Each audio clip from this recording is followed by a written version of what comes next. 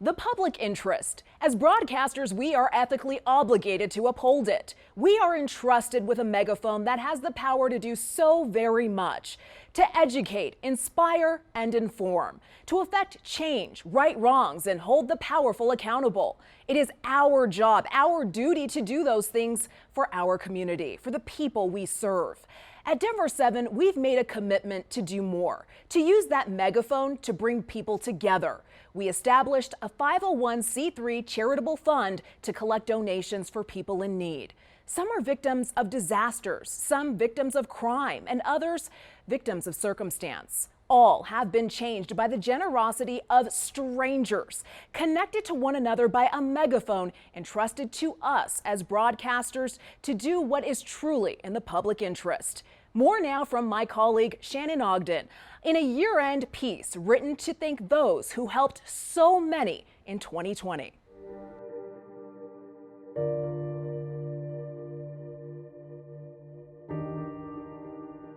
Real tough. I mean, like I'm just watching everything I've worked for my whole life go down the drain. I don't want my kids calling for me because they dying.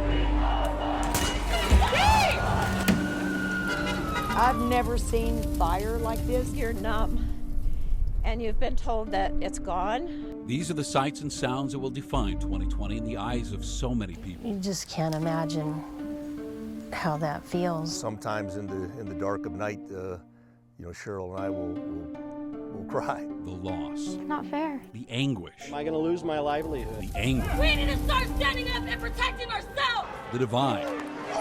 And the tears. So many tears. What's going to happen to me? And while that is how 2020 will be remembered across our country, we choose to focus on tears of happiness, relief, and hope. The tears of people in need helped by strangers who care. Really sad? Oh, thank you.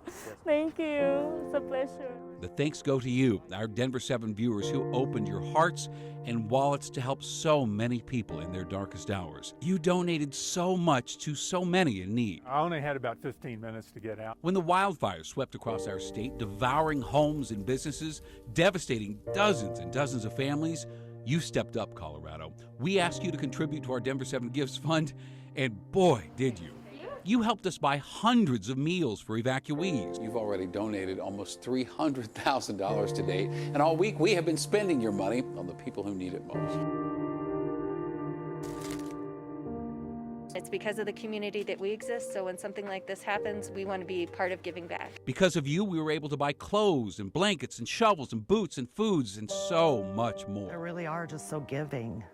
That's humbling. Arguably, the biggest story of the year has been the crushing toll COVID has taken on so many. People have reached out to me on Facebook and they said how special Mom has made them feel. Hundreds of lives lost in our state, businesses closed, families shattered. Even though I survived the COVID, I felt like we were all alone. Ravi Turman nearly died of COVID.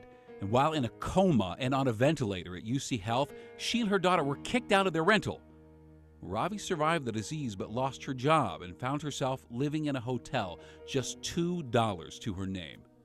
$2 until you heard her story. Within a week, you helped us find her a place to live and put food on her table. And we have now raised $20,000 for Ravi, and thanks to you, she has a new lease on a nearly lost life.